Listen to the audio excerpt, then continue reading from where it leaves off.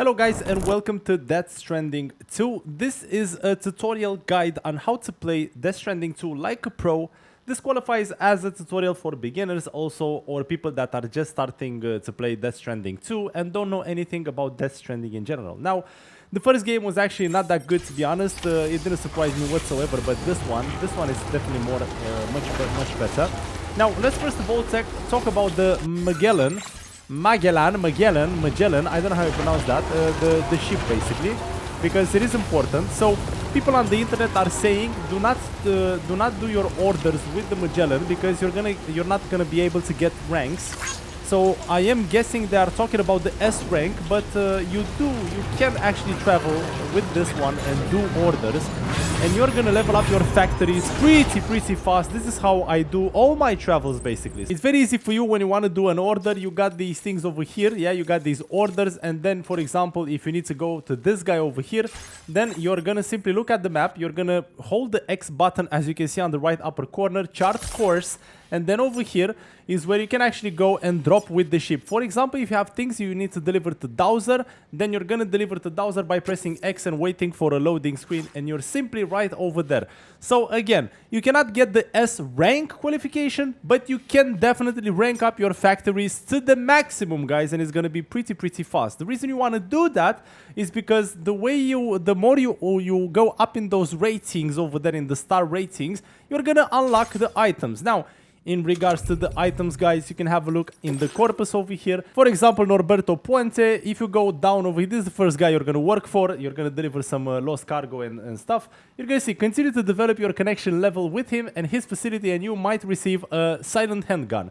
And the way you basically advance, it's always going to change over here, and it's going to show you what you can actually get from this guy. If you go to Benjamin Riviera, for example, continue to develop your connection level, a grenade that can drive away BTs and slow large BTs. So you can see to every single one of them what you will eventually unlock. The Tri-Cruiser's defense and whatnot. Now, for other fast traveling options, you do have, guys, the beach jump is a structure that you need to advance. So you need to advance your structure level, and you can actually create a beach jump using the PCC. You're gonna have over here a tool basically. So you're gonna fabricate a PCC. You put it on the backpack, and then you can actually, inside the chiral network anyways, you can create a structure, and you can create a beach jump point, and you can jump from point to point. However, I really feel like that one is useless because you cannot jump with your cargo, so you can only jump with Sam. You can only carry your character. And by the way, I want to say something else. If by any chance you want those rankings, you can actually travel on the map with the Magellan. If you need to deliver to Hartman's lab, then you could potentially go to the data scientist, and from over there do your delivery on foot or with the pickup truck or the Tri-Cruiser to the Hartman's lab to still get that beautiful rank S. I think it's gonna work. So anyways, coming back to the PCC, now when you open it, it shows you the structures that you can actually build: watchtower, timefall shelter, post box, generator. Guys, try to build all of these. You do need materials. It's gonna say on the left side over here the materials required. And basically remember that you do have a trophy for creating all these 16 structures, and also doing the electric trap and the deployable shield. You will get a trophy for building all of these. Got the jump ramp, zip line, transponder. Basically the transponder is the one that is gonna allow you to perform the beach jump. However, like I said, if you're carrying stuff, you're not gonna be carrying them with you. So I really feel like this one is actually pretty useless, and I didn't use it whatsoever. And also for fast traveling, what I highly recommend is either you use the pickup truck or the Tri-Cruiser. Obviously the Tri-Cruiser, you cannot load that much onto it, so maybe the pickup truck is actually better. Tri-Cruiser, go with lower cargo, and if you want to be fast, very fast, you can go with it, especially for the pizza missions, for example, when you meet the chef.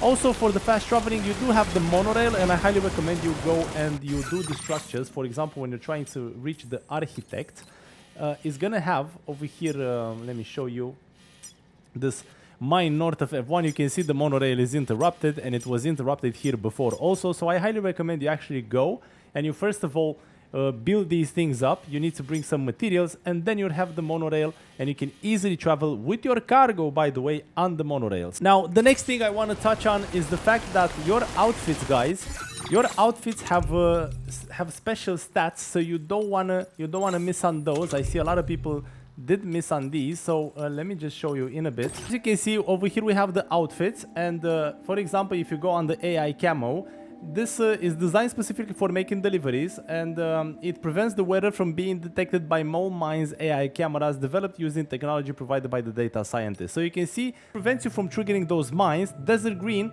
will camouflage you in muddy or mossy environments. The squares, its pattern will camouflage you in snow or asphalt. So every single one of these has some interesting abilities. Also have a look on these. For example, this one, a hat in the shape of a cute white bunny and rabbit known as an usagi. It was given to Sam by the data, blah blah blah blah, and it also prevents you.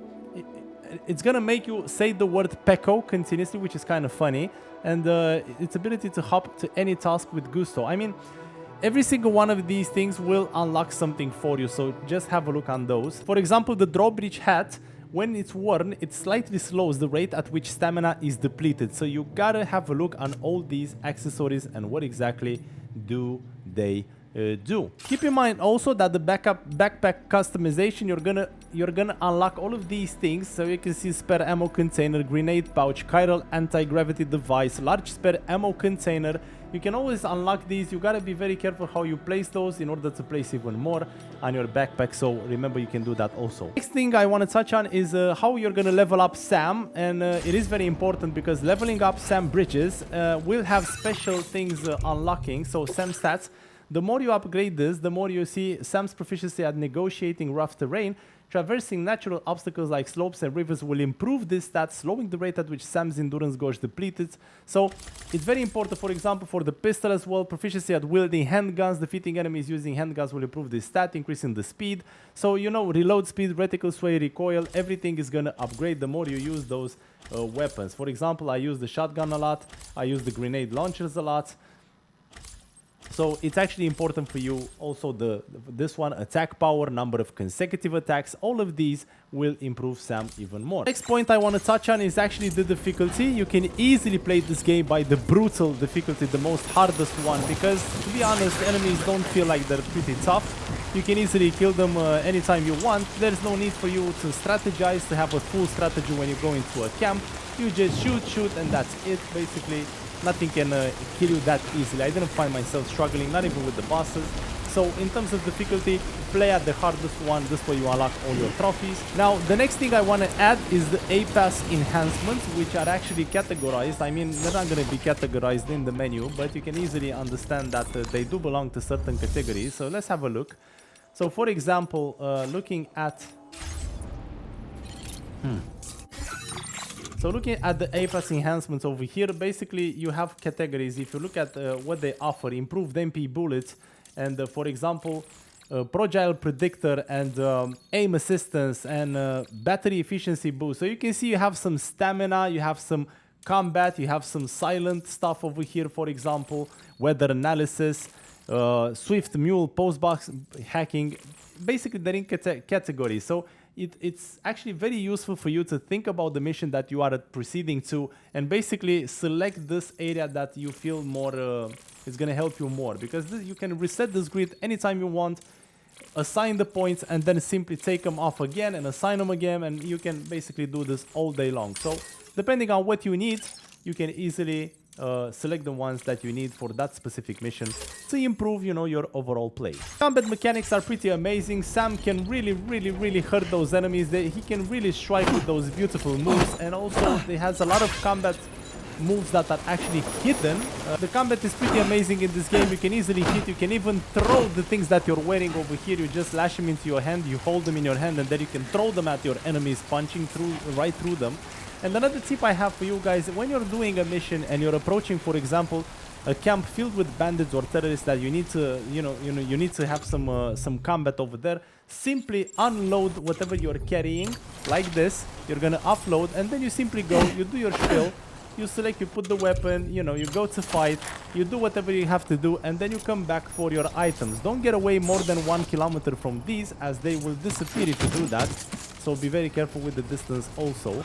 Like you see, the game is already showing me that I have my cargo 80 meters away, so there is a reason why they are showing you the distance from your cargo. And the last tip I have for you guys to be able to actually play the Death Stranding 2 like a pro is when you're taking orders, don't just take one. You can take multiple orders from the same facility.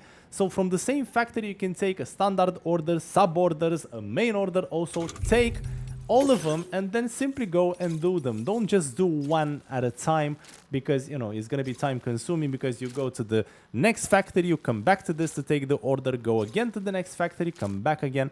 I hope my tutorial manages to make sense for you, and you find it helpful, and I earn the subscription from you and the like, and I will gladly see you in the next one. Have an amazing day.